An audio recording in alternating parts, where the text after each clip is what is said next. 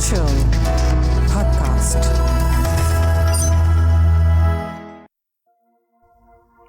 Hello and welcome. This is Raman here, the creator and curator of the Play to Potential podcast series.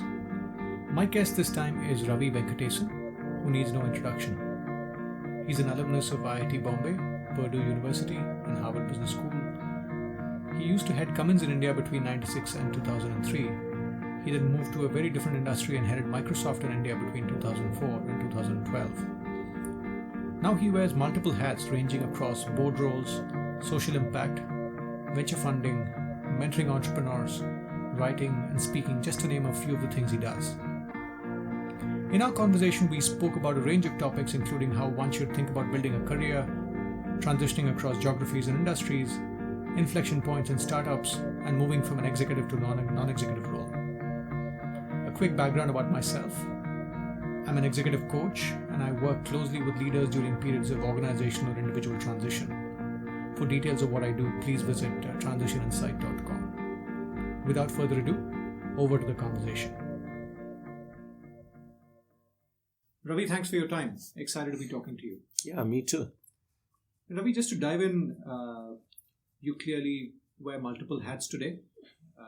For the benefit of the listeners, it'll be great to get a sense of the different hats you wear. Give us an insight into the different roles you play and things you do. Gosh, perhaps the best way to describe it is to talk about the things that take the most time, and then describe other things I do.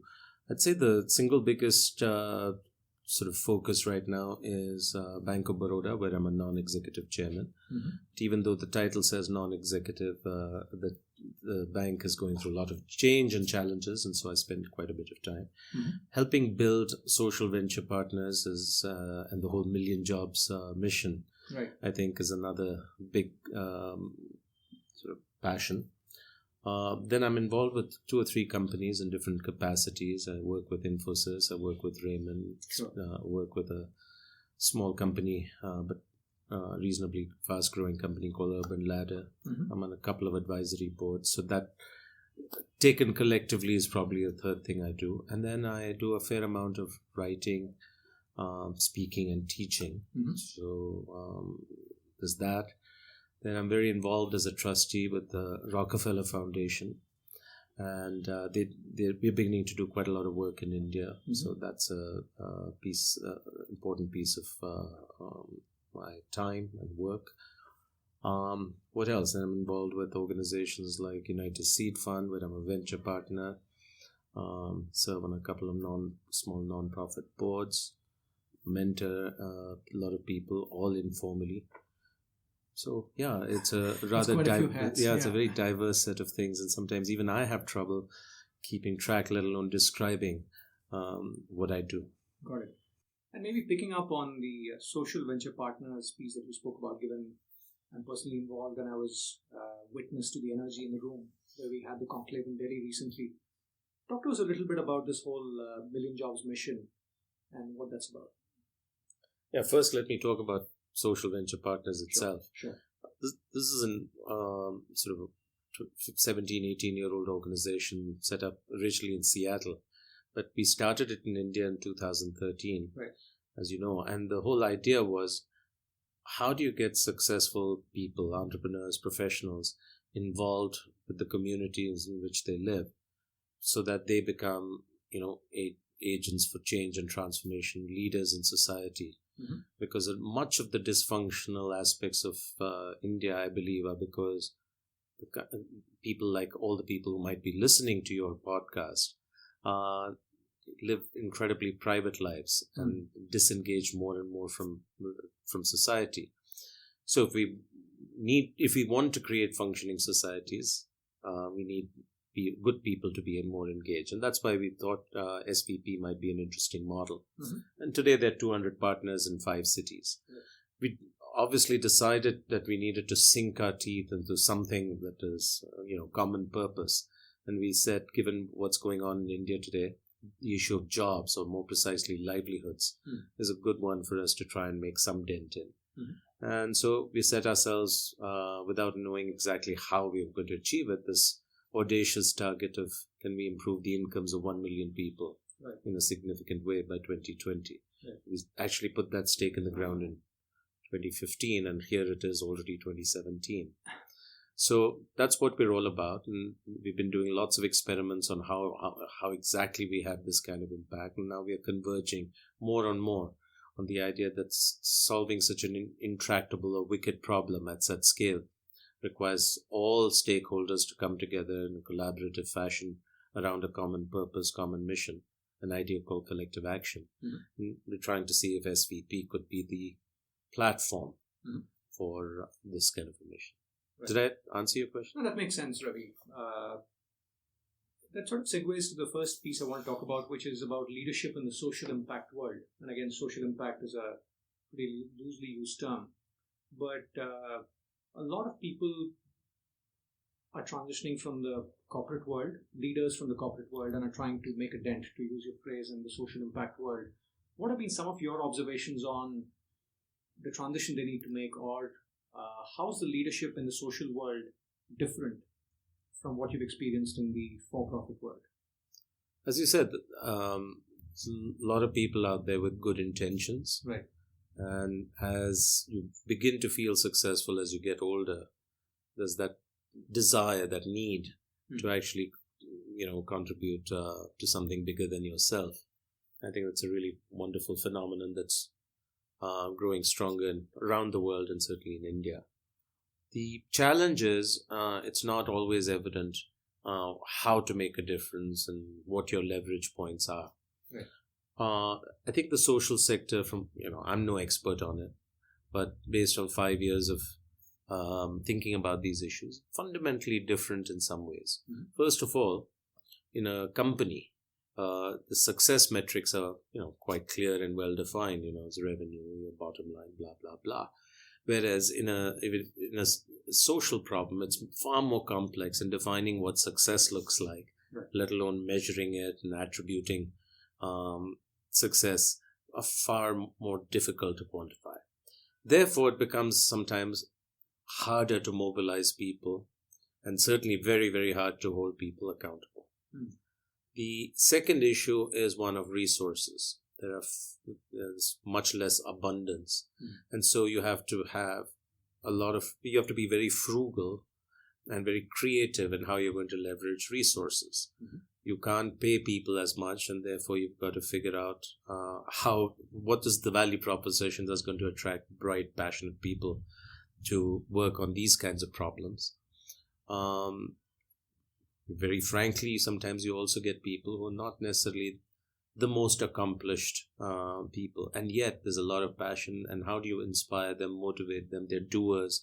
So the ways in which you lead and manage are quite different. What else is different? I think there's almost nothing you can accomplish on your own. You have to work with a whole set of players, civil society, companies, and government. And so you need to be a really high EQ person if you're going to, form trust-based relationships with an incredibly diverse set of people to come together. They have, and it's, inherently, I think we live in an environment of low trust and declining trust. So this is an interesting challenge. And the worst thing you can do is come in there as a know-it-all. I've seen how it works in the corporate sector. I'm here to help. And then you hear the sound of crashing China, the China shop phenomenon. And very often people from the corporate sector with all good intentions end up making that mistake. And actually even maybe reflecting on which cause to contribute to. Yeah. In a country like India, especially where there's no shortage of problems to solve, how did you think about figuring out which problems to go after?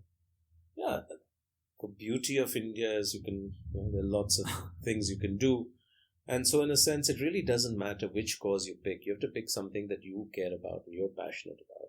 Right. And when we started thinking about SVP, the set of people who were in the room, gravitated towards jobs and livelihoods. And so it wasn't like there was some big scanning that we did and said which sectors are the most important or neglected. No, it was where our collective passion was, and I'd say that's probably the most important thing. The other important thing is once you decide where you're going to play, the theatre, you do have to bring systems thinking to it. Because otherwise what you're doing, very likely, is just putting little band-aids around issues. And maybe that's also necessary and helpful, but certainly it's not going to prevent problems from persisting.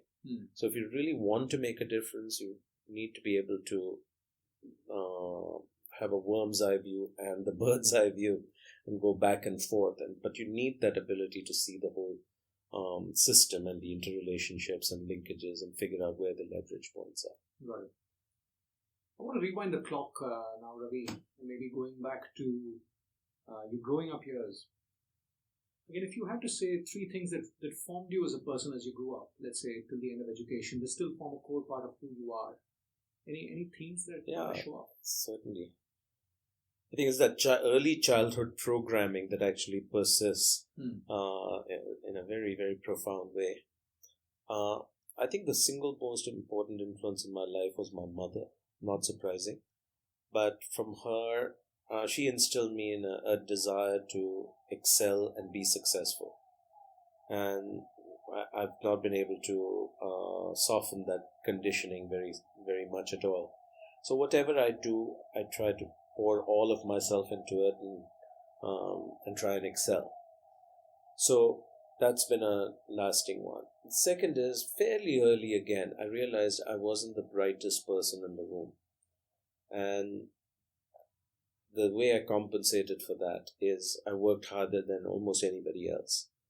So, and even today, whatever I do, I really do burn the candle at both ends and the middle. So that's a important part of sort of growing up influences.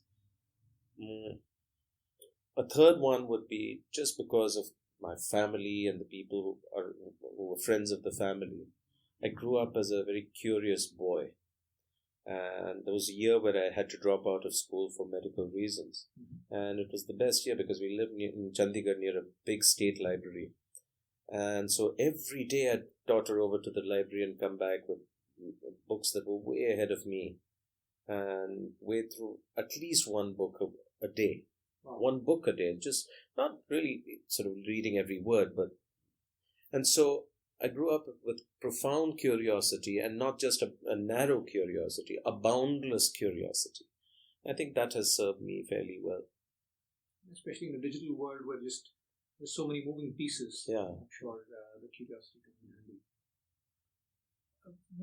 Moving back to a point in time, again, if we were to reflect on the point you graduated from IIT Bombay, again, with the wisdom of the career and the journey and the experiences you've had, if you were graduating from IIT Bombay today, how would you think about life ahead in the career? If I were graduating from anywhere, period, IIT or not, I think you have to realize that the world is changing rapidly, that the era of stable jobs, careers, etc., is almost over. Okay, and when I was graduating from business school, on the last day, we had a little class on how to think about your career. And the professor stood up and said, listen, forget about lifetime employment. Already a Harvard Business School grad has 2.5 jobs in their career. And so by the time you guys, get to, blossom, it's probably going to be 4 jobs. That feels kind of ridiculous today. And with automation and outsourcing and the gig, the marketplace, all those kinds of ideas, I think you have to say my life is not about a career or a job, but rather a series of gigs or projects. And if 3 or 4 of these gigs end up in the same organization, so be it. But if it's across organizations, so you need to frame your future professional life in a fundamentally different way. Okay, rather than one smooth, long highway ahead of you, you have to be prepared for lots of interesting and uncertain experiences. And it's interesting, you're decoupling the experience from the organization. Correct. Right? It could Correct. be a coincidence, but it could not be. Yeah, if it is one organization, it's a coincidence, and you should be grateful for that. But as a result of this, you need to be prepared to be an entrepreneur, or at the very least self-employed. Okay, you need to have the confidence and the skills to be able to put food on the table and fend for yourself, rather than dependent on an organization to feed you and take care of you. Which means you better be really good at something, and around which you can build your professional life and economics. And the second thing is, you need to cultivate your professional reputation very intentionally. Most people today don't put any conscious thought into it, and therefore, if they have a reputation, it's an accident. I think people have to become far more intentional about it. By doing what? No, so first thing is by being excellent. Okay, there is no room, I think, or less and less room for mediocrity. So you have to be excellent at whatever you choose to do, and word will spread. You have to be dependable. You have to be, a pretty reasonable integrity person. So first of all, you have to focus on, being a decent and competent professional, and then make sure that that reputation is known, at least in the relevant circles. So I think conscious management of your professional reputation is going to be more and more important. Okay, and with that, high quality networks. Not having 1,000 friends on Facebook, that's worth almost zero, but high quality individuals in your network who are portals to other networks. Sure. So you have to think about all these things. The last thing I would say is you need to take more risk. Almost everybody I talk to, when they look back at their life, and the older you get, the more you think about these things, regrets not having taken enough risk. The thing you regret at age 70 is not the risks you took that didn't work out, but the risks you didn't take at all. And you wonder the omissions, and so you wonder how life might have played out differently had you taken that road. And so you don't want to be there that way. So right from the beginning, get used to taking on big challenges, being outside your comfort zone, confronting your fears, and I think that's going to be really important as you get into a more and more complex, volatile, uncertain kind of world. And actually, picking up on that, Ravi, if I may talk about a certain tension, going back to my days as a search consultant, there's something to be said about being in a company long enough so that you've seen a cross-cycle view, so that you've built the resilience to see the ups and downs. But at the same time, given the velocity of change, there's stuff being thrown people's way at a much higher frequency. So how do you sort of deal with that tension of sticking long enough to ensure that you're resilient while responding to stuff that comes your way? How do you think about that? So I don't know how, I can only say how I've thought about it. I don't know that this is a prescription for anyone else. Sure. But I've thought about every role I've got into with the idea of what is the legacy I'm going to leave behind. And so almost everything I've done has been about a 5 to 7 year long gig. And funnily, for the first few years of that gig, both I and the world thought I was going to fail. Okay, and it's only by being resilient, tenacious, and seeing through all sorts of challenges that eventually you get to a point where you feel satisfied that you left something durable, enduring, and others did too. So I feel that the right way to go about it is probably in the beginning of your professional life. Do lots of things. Okay, that means you might move every year, 2 years. But by the time you reach late 20s, you need to think about staying long enough to build something enduring, leave a legacy. And so the career path, in that sense, looks like not lots of little steps every 2 years, but much bigger steps every 5 or 7 years. Right. I think that, and so even though the world is becoming more turbulent and stuff flying at you from every direction, you still need, I think that it's still important to be able to weave, duck, bob, and build something impressive. Great point. So give us an insight into transitioning to India. Again, in your case, you come from India, you started out in India, but I see a lot of general managers being planted into India, and I see, again, there are some that succeed, some that are less successful. So in your mind, what are the common failure modes of people coming into India from a different market? I came back to India in 1996, partly because India had gone through economic liberalization in 1991. Yeah. And I said, wow, something different going on, and I've never worked there, so it'll be fun to spend at least some time there. Mm-hmm. The other reason is my parents were aging, and I wanted to be a little bit closer to them as they were going through some medical issues. I never intended to come back for good.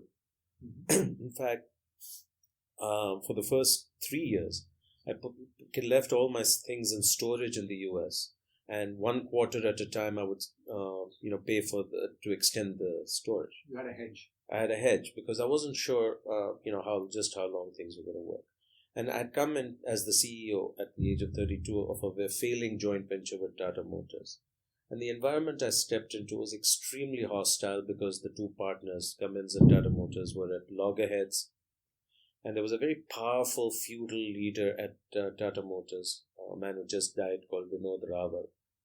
And he looked at me and said, you've never worked, you're 32 years old, you're more American than you're Indian. And he was quite hostile. And I realized that somehow winning his trust was central to my success and that of the JV.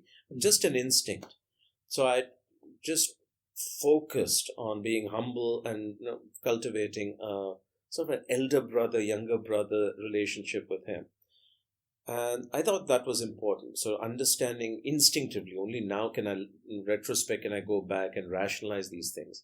Understanding stakeholders and who matters and managing that was, just survival instinct. The second piece was you better be a fast learner. If you're going to do transitions, and I think today you're forced, whether you like it or not, to make these transitions every so often. I think we have to be very agile in learning about new environments and new situations. And so I sort of was a fairly quick study. Third thing is tenacity. Everything in India is going to take much longer than you ever, think it will. So what should happen in 1 year will likely take 3 or 4 years. So you just got to hang in there, and then one day it all pops and you're rewarded. So those are some of the things I did. But I think a general sense of humility goes a long way in all these transitions. True, and I think picking up from one of the chapters in your book, Conquering the Chaos, where you talk about why or how leading in India can be different from leading in some of the other markets. Give us an insight into, from a leadership perspective, how do you sort of nuance your leadership style in India? No, there's some things you've got to realize are quite different. First, India is a much more volatile and turbulent environment. I mean, just take demonetization. And this sort of stuff is fairly routinely happening. And so as a leader of an organization, you just have to be far more agile and resilient at the same time than you would in a developed market where things are much more stable and predictable, although they're becoming more like us. The second thing that is different is people capabilities are still quite modest. Because remember, India opened up only in 91, so it's hardly been 25 years since, we really had open business environment and talent started learning how to operate in this environment. So in contrast to, let's say, a Germany or the US or Sweden, the depth of talent is quite modest yet, although it's improving. And so as a leader, you have to teach a lot, and you can't get impatient, and you can't just assume people will do things the way you wish. So you have to be leading from the front, you have to be teaching a lot, and it's action learning, and you've got to be endlessly tough and patient. And so that style is quite different, I think. The third thing is you have to engage emotionally with your people. I think that is far more important in several cultures, including our culture. People expect that, and they respond well to an emotional engagement. And you can't be this distant, aloof, transactional leader. I don't think that works anywhere, but certainly it doesn't work too well out here. So these are some of the, I think, challenges of our environment. And picking up on one of the themes you alluded to, Ravi, which is leading people who are much older than you. And if I specifically reflect on the developments in the, let's say, startup ecosystem, as the companies grow, there comes a point where you need to get experienced people to run functions or run BUs.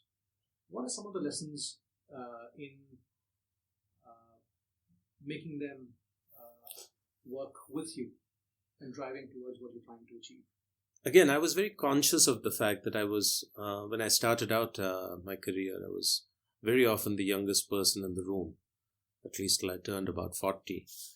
And you were 35 when you were chairman of Cummins. Yeah, and it was big because, again, 1998, 99, there weren't that many big listed companies. And to be the chair of one of those was considered a big deal. Today, that's sort of incredibly common.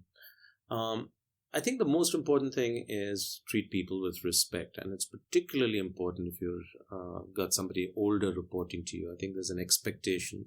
India's still that way, I think, conscious of age and so forth. So respect goes a long way. But most of all, whatever issues they may have following a younger person, if you're passionate about what you do, if you're competent at what you do, you listen to their ideas and treat them with respect. So all these things about gender, age, all these things tend to vaporize very quickly, I think. Yeah. Today I'm on the opposite end, right? I'm usually leading people much younger.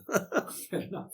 Any lessons on getting them to listen to you? Well, one of the things I do is I formally tell them, I need you to teach me X. So there's a young entrepreneur, advising, helping or whatever. And I said, listen, I need you to teach me about Bitcoin. And he sort of assumed that, a guy from Microsoft, board of Infosys, chairman of some bank, surely you're joking, aren't you? I said, no, I really need you to explain this to me in detail. And then they really love it. It's a great point. I guess there's an opportunity for Osmos, both sides. Right? Jack Welch was particularly very good at this. He used to say every business leader in GE in the 90s needs to have a formal mentor who is much younger, teaching them about technology and digital and all those sorts of things. Moving on, Ravi, after a long stint in Cummins, you moved on to take the leadership role in Microsoft in India.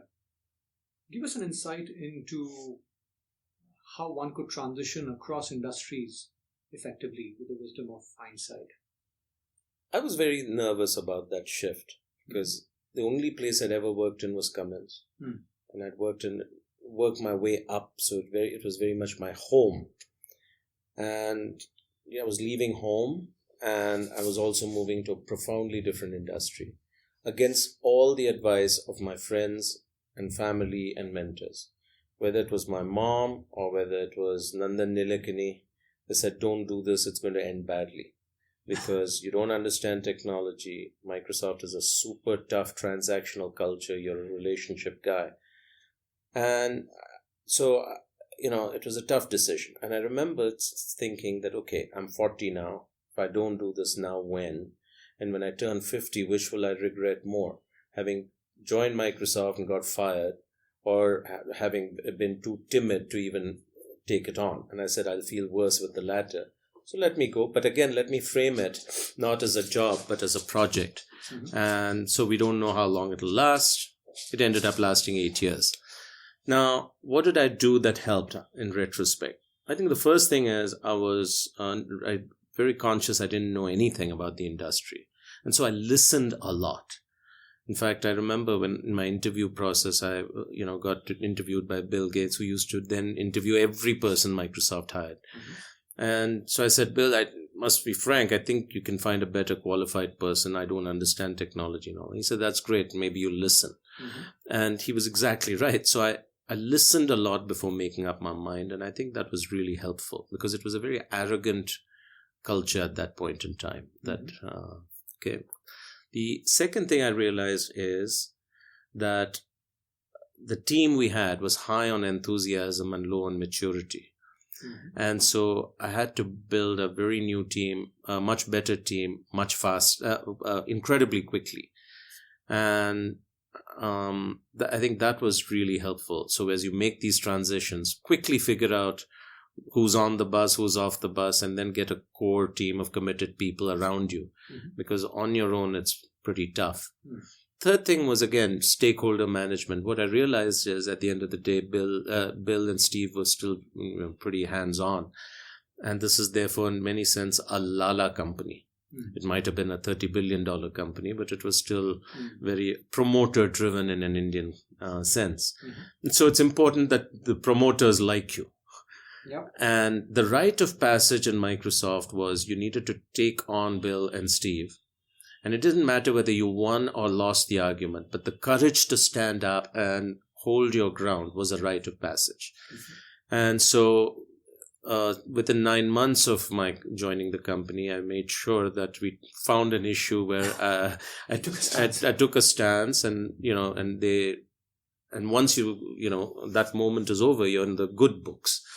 And if you're perceived to be in the good books of Bill, whether you are or not, the organization tends to be very much more supportive. So I think you have to decode the culture of an organization, who really matters, and learn how to navigate all that. Performance matters. At the end of the day, whichever organization you're in, fairly quickly if you start performing and your unit starts performing, I think a lot of things fall in place. So I remember, again, the year I joined, Microsoft was handing out bonuses for growing 14%. And I was shocked because I came from Cummins, which is a diesel engine business, which was growing faster. So I said, this is the Hindu rate of growth. And the very first year, we took it to some 28%. And year 3 was 35. Year 4 was 45. So, there's a certain thing about performance which, really does earn you a lot of credibility and space to operate. So I'd say, these were some of the things. And picking up on the first piece, listening, again, if I reflect on the velocity of change in the world we live in, and the number of different situations where leaders come in with into evolving environments with limited understanding of what the right answer is. Again, could you double click on what is listening? How do you listen? Where do you listen to really come up to speed on the situation? Yeah, so as you know, that about 18 months ago, I took on a completely new role as the chairman of a public sector bank. Right. Now, I know nothing about banking and I know even less about public sector. But yet Raghuram Rajan and Jayant Sinha felt that it was important that I take it on, so I did. Now, what do you do in this situation? And you know that the place is filled with landmines and you can step on anything and without realizing it and get blown up. So what you have to do is listen intently. And I did. I made it a very conscious effort to listen to a bunch of people, retired chairman of the Bank of Baroda.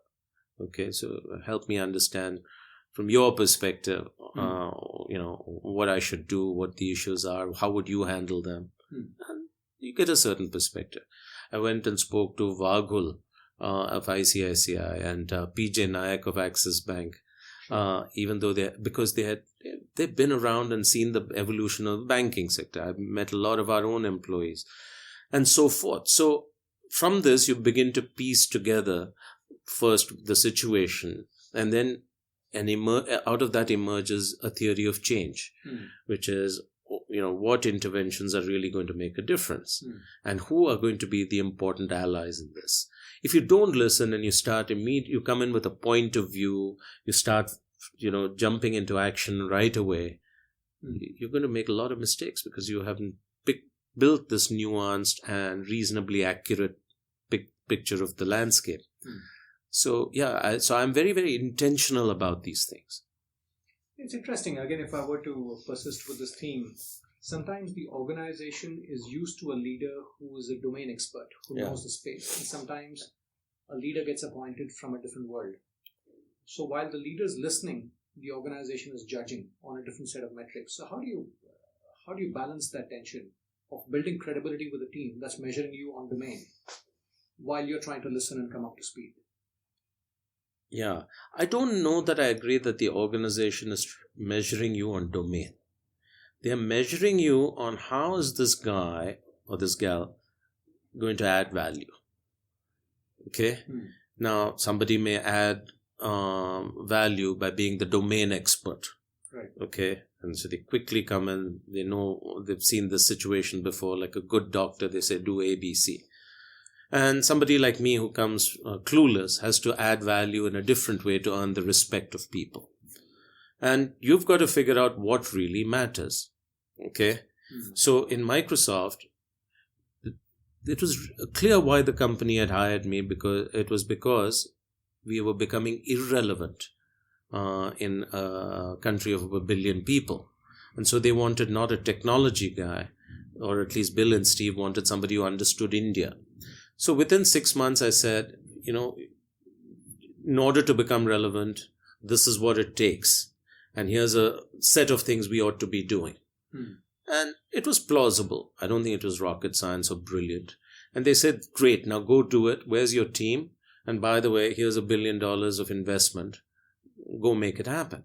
And the team in India said, wow, holy cow. This guy really has done an amazing job getting us all this investment. They used to beg for every headcount. And suddenly we had an abundance of riches. That won me credibility. Okay. At the bank, I saw a highly dysfunctional board process in my first board meeting on August 22nd, 2015. I blew up the whole board process. And the very next board meeting, the September board meeting, was done in a profoundly different way. It's done like the way an Infosys would operate or anything like that.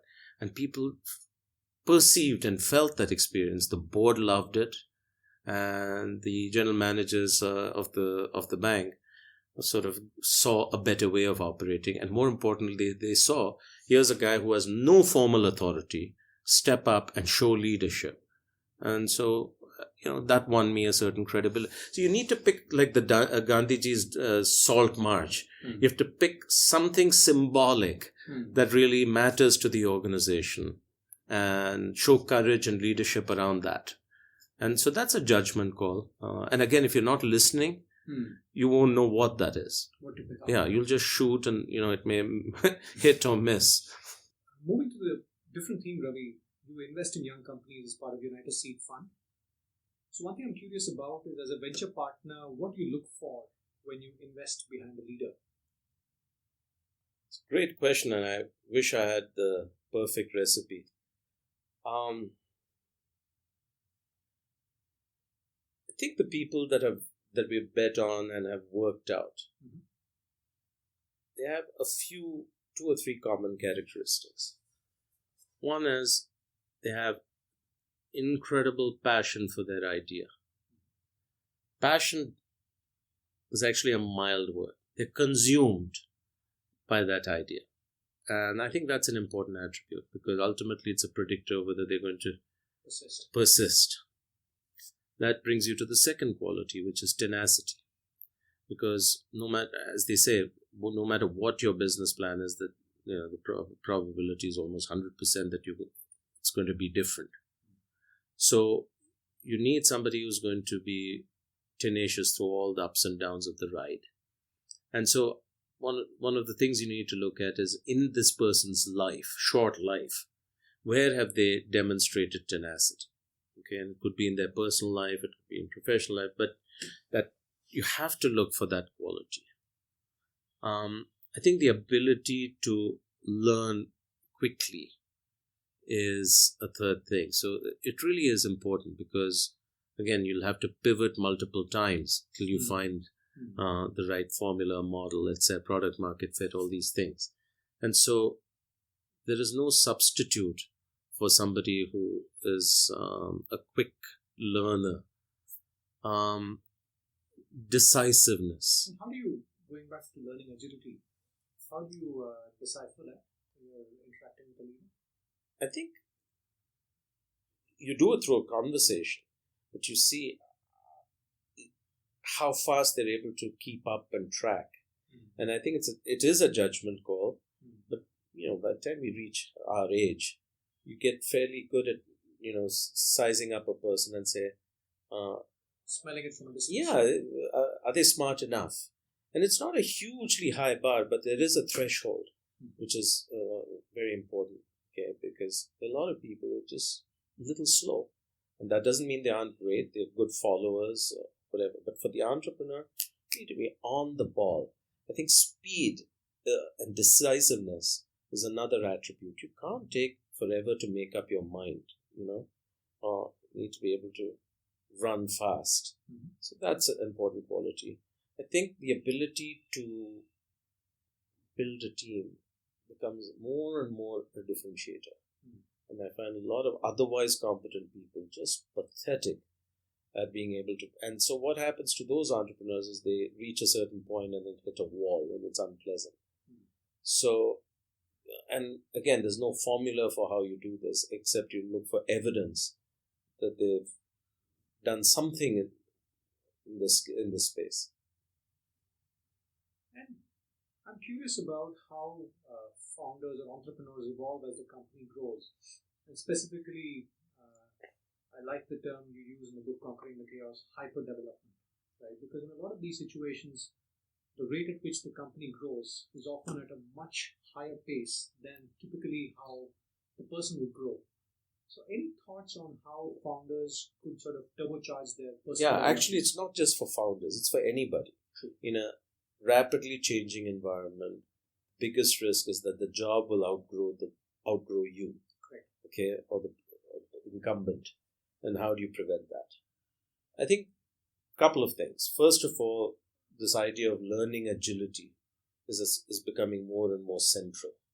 Okay, which is you have to have curiosity. You have to have the ability to learn new things. And so that's one thing. And you have to. And one of the things that I really, really encourage all the people in all the organizations I work with is, man, just start with reading, whether it's a book, internet, whatever, and then develop curiosity. Curiosity is a muscle. The more you do it, the better it gets. That's one. Number two is you have to have self-awareness. And that's really hard. And in fact, the more intelligent the person is, the less self-aware they tend to be. Okay, because they're so used to being right and getting a lot of recognition for that. So self-awareness is a hugely important quality. And this is where mentoring comes in. At some point, you're not all born self-aware. Yeah. Somebody has to hold up a mirror to your face and say, listen, please take a hard look. See how you're part of the problem, not just... So cultivating self-awareness, becoming more reflective is a huge part of how you make sure that you grow, with the times and the job. I'd say periodically taking on a challenge which is completely different, stepping way out of your comfort zone and, being successful at it becomes important. That's what I've tried to do every few years. And it gives you self-confidence. It strengthens your ability to learn new things really fast. You begin to see patterns and connections across lots of things. I'd say... Is there an example there in terms of how it played out in your career? The stuff that you took on along the way? Yeah, no. So, as as we've discussed, I did Microsoft. Then I went out and became a writer. And I came into contact with lots of companies. Then I did boards. And I got onto the Bank of Baroda. Then I did Social Venture Partners. And today, as a result, I'm somewhat unique in terms of my ability to think about business, government, civil society, have networks across all these realms, and therefore the ability to connect dots and connect people across these realms. And I think it's a huge competitive advantage if you think about it. And so I think it's very, very helpful for people to periodically completely refresh themselves. What happens otherwise also is that you turn 50, you've done only one thing, the world changes, it's like back to Who Moved My Cheese, and you're fearful and just holding on for dear life, hoping that, you get to retire with dignity. Just see that playing out in so many organizations all over the world. And I think that's really dismal. And in a company's growth, back to venture funding, one of the other pieces I'm curious about is inflection points in a company's life where the founder needs to hand it over to somebody else, where the founder is not necessarily the most qualified to be the head of the company. So in your experience, what are those lead indicators or things to watch out for? I wrote a piece on this about letting go being hard for most leaders. I think that, first of all, it's nicer if you let go rather than you being forced to let go. And there are two signs you need to really watch out for. One is it's no longer fun. Okay? And for too many days in a row or months in a row, it's not fun. And then it's an indicator that maybe it's time for you to do something else and somebody more energetic to take your place. The second one is, if you are a self-aware leader, at some point you begin to recognize that you yourself are the biggest bottleneck to the organization's growth and success. At that point you have two choices. Either you change or else you decide, I'm incapable of this change, or at this point in my life, I don't want to make that change and it's time to go on. So these are the two indicators. And then you really need to, do the right thing and find somebody better to hand the baton to. When I look at my whole 30-year professional life, I take pride in the fact that I chose these transitions. They didn't happen to me. And that every organization did better after I left than they did, under my own stewardship. So I think this is something that I feel pretty decent about. But I think it's fairly exceptional. I don't know, to answer your question. You did.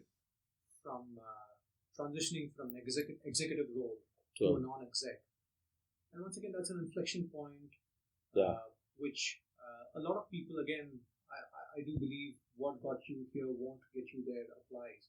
So give us an insight into the transition that leaders need to go through from being an effective leader to being an effective non-executive board member.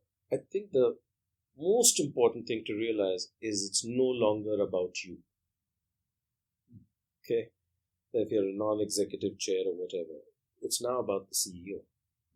Okay? You're not the most important person in the room or the world.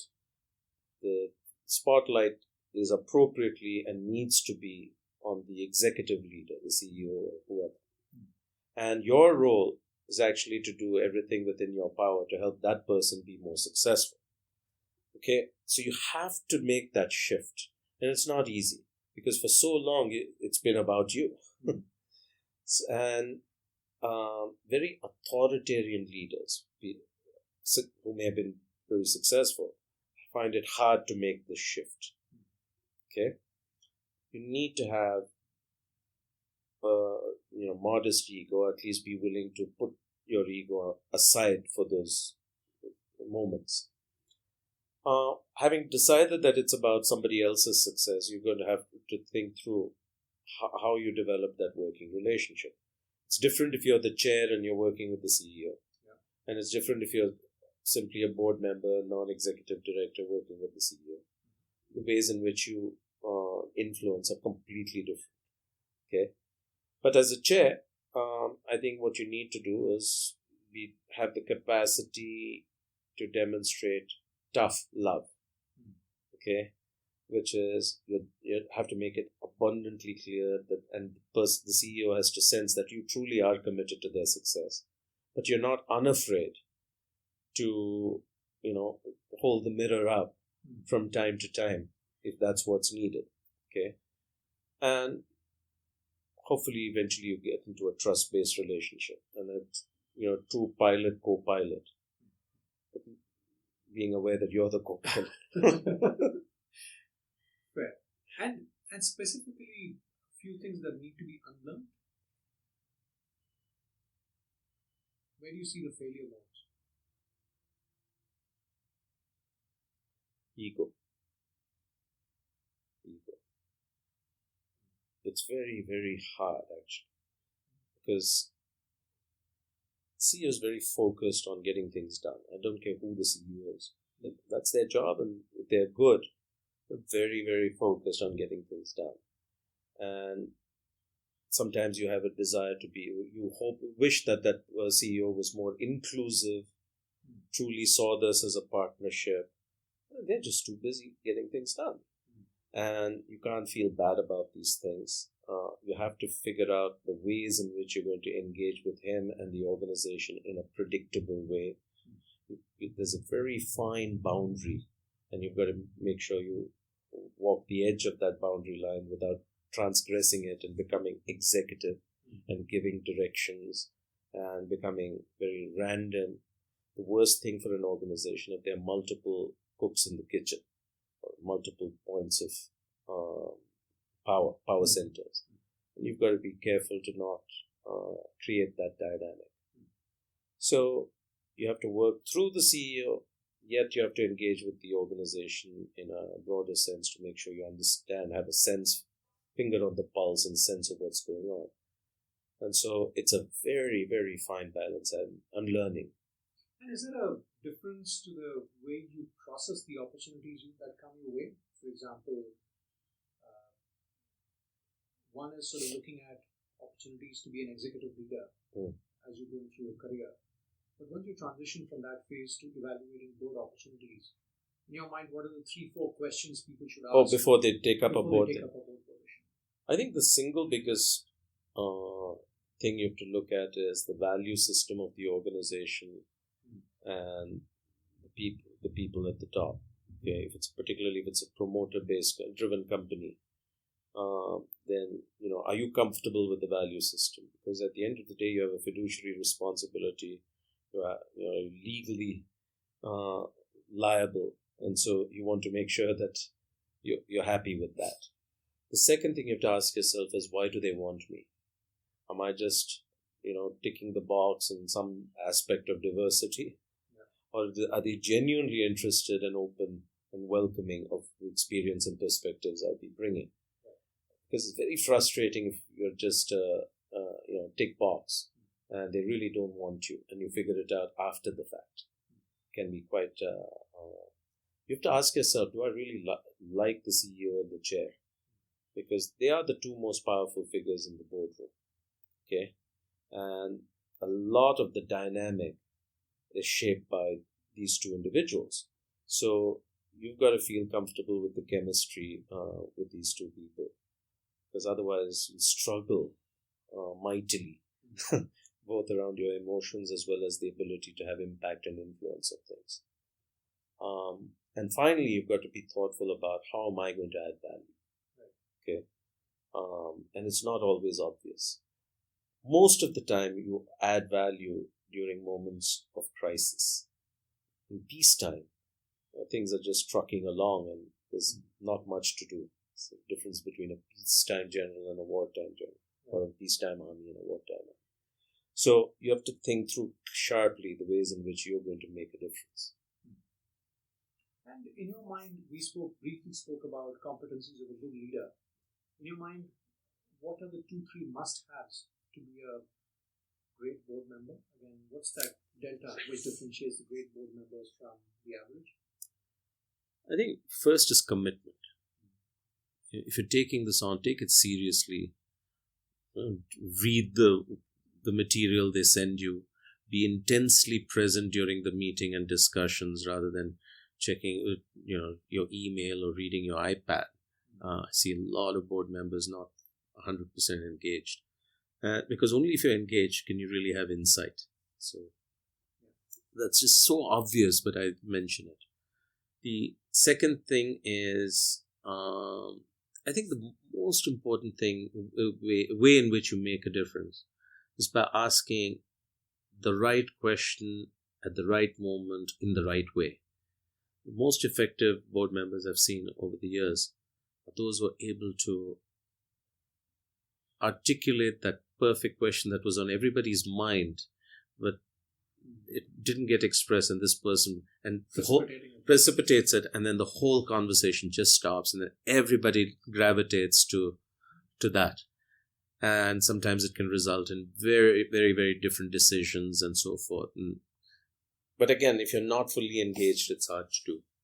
A third important thing is to take on responsibilities. So, attending the board meeting is just one part of it. So being active on board committees, chairing a board committee, whether it's audit or investment committee or whatever it is, I think is important, because committees is where the work happens. And that's what gives you influence in discussions. These would be a few things. Just a last question, Ravi, before I move to a few quick questions to wrap up. You've been successful in 2 long stints in Cummins and Microsoft, and now you move to a portfolio approach in how you've gone about taking responsibilities. How should, as we move towards a world driven by marketplaces and gigs, how should people think about, being a freelancer? I use it in a very loose way, but committing to one organization versus committing to a portfolio of opportunities. How should people think about how they architect their careers? First, I think it's important. I think it's a super question, by the way. I don't think I have a great answer. Let me give it a shot. I think you have to first know yourself. There are some people who are more adventurous, more restless, whatever. I think naturally you'll do better doing multiple things. Okay. There are others who, our personality is such that we like stability, we like, being part of a community, whatever. We tend to veer towards more stable, traditional structures, even though those may be becoming slightly fewer or much more turbulent themselves. In the beginning of my career, I was probably more inclined towards deep roots. Over time, I changed, and so I made changes. I think there is a certain joy when I reflect in being with an organization where you're in harmony with the values and the leadership for a long period of time. I still think my best years professionally were 16 years at Cummins Engine Company. It was a fabulous place with a culture that and values that I resonated with, where I respected the chairman and CEO, and they had a lot of time for me, and they were incredibly caring in the sense of even paying for my parents' hospitalization at Mayo Clinic, etc. It was truly the old-fashioned paternalistic. Yeah, and it was easy to be loyal to them in return. I think if you can find such moments, cherish them. The chances are it's going to be rarer and rarer in a world that is transactional. And therefore, don't look for that necessarily. If you find it, cherish it, enjoy it. But otherwise, get used to standing on your own feet and making your contribution and finding the other things that you want. Community, relationships, all those things in other spheres, which don't necessarily have to look for everything in your workplace. True. Okay. And just picking up on the term transactions, I think if I were to reflect on it, transaction costs have come down given technology, given connectivity, and the whole notion of the theory of the firm, I think, is evolving as we move towards a more of a interconnected world where a lot of things can be done through an ecosystem. So again, I guess in a lot of ways, today it's probably gotten a lot easier for people to cobble that portfolio together and replicate what makes sense for them. Yeah, I think the pendulum will swing. It is still swinging in the direction of more and more virtual organizations. Right. Okay, where more and more people are free agents and they come together around task. But that's not how human beings are built. As they say, man is a social animal. So we need relationships.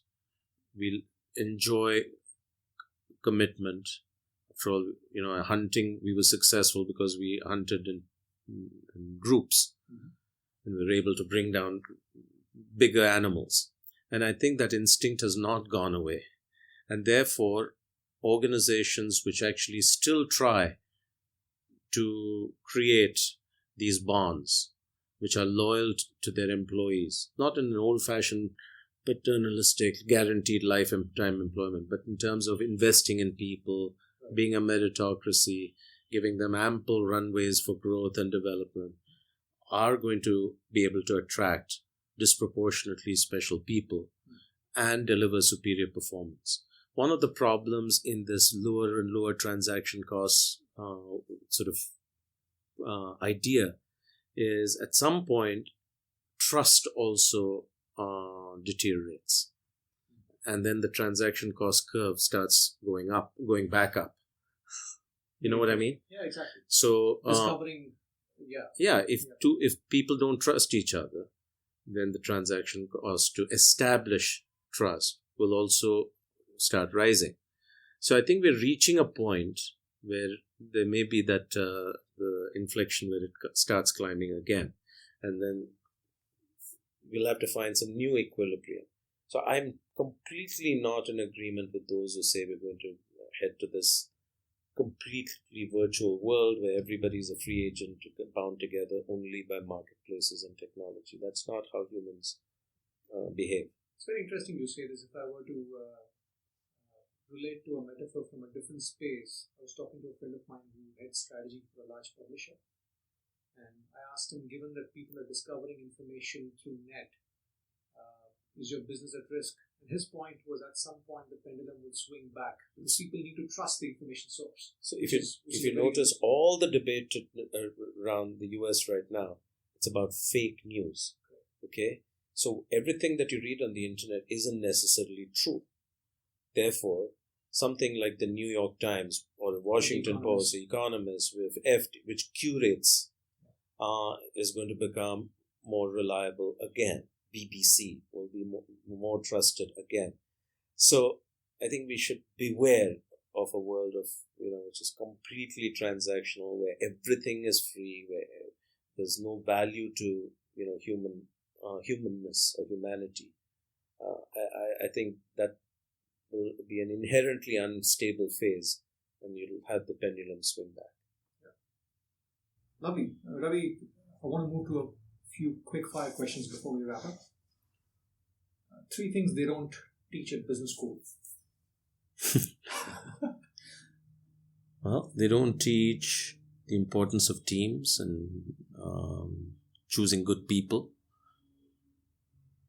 I don't think there's enough of a premium put on becoming reflective. Why am I here? What does how am I going to define success and the quest for that? Third one, very simple one, is probably not enough emphasis on execution. So a lot of ideas and conceptual stuff. One piece of advice that stuck with you? Yeah, one of my early bosses had a saying. 2 sayings actually, which I'll remember. One, those who work for you will determine how far you go more than those you work for. Your team will determine how far you go more than your boss. So you better pick your team carefully. It was a very sort of powerful thing which I stayed with. The second thing he also said was, you need to participate in your own rescue, which is, yeah, sure, we can all come and help you, but you need to, be open and ready and do the most. Yes. And so don't just lie there like a victim. There's no place for victimhood. Both were pretty powerful. Same guy. And who is this? Guy called Kevin Turner. And 3 leaders you look up to who've been big influences on my life. Yeah. I've got to say, Naraynan Murthy. Mm-hmm. Because I think he's just almost amazing entrepreneurs and people, and I really have put him heads and shoulders above most people. Second would be Bill Gates, particularly for his ability to completely reinvent himself and not hold on but move on and tackle big problems of our times. Who else would it be? A person I never met, but I think many people are influenced by is Gandhiji. It's sort of a family connection too, but it's hard not to be influenced by the man and his thinking. Very poor answers, but it's truth. Sure. And finally, if you had to put together a board of directors for yourself, who would you put on that board, and who would be the chairman? Mine would be a big board, because I really do learn from a lot of people, and I use a lot of people as sort of a sounding board. And it's not all famous, recognizable names. My wife would be on it. Sonali is a very sound person, and I trust her common sense and judgment a lot. It's a very large list. So if you need names. No, I think I'm just curious about how you think about having a network of people around you who influence your trajectory. So over the years, when I encounter a person whose point of view seems distinctive and sharp and interesting, and I believe that they fundamentally have my good interests at heart, and therefore I can trust them, they automatically get filed into this category of future director. Okay? And there's probably about 20-25 people whose judgment I trust and intent I trust on very different things. So somebody I'll consult on a professional matter. Okay? Somebody else I'll consult on a personal decision. And so it's a fairly surprisingly long list. Exciting. Lovely. Ravi, thank you so much for your time. Pleasure talking to you. You've been very generous with your time. Not at all. I just wish I could have done a better job answering your most sort of thoughtful questions. Not at all. Thank you.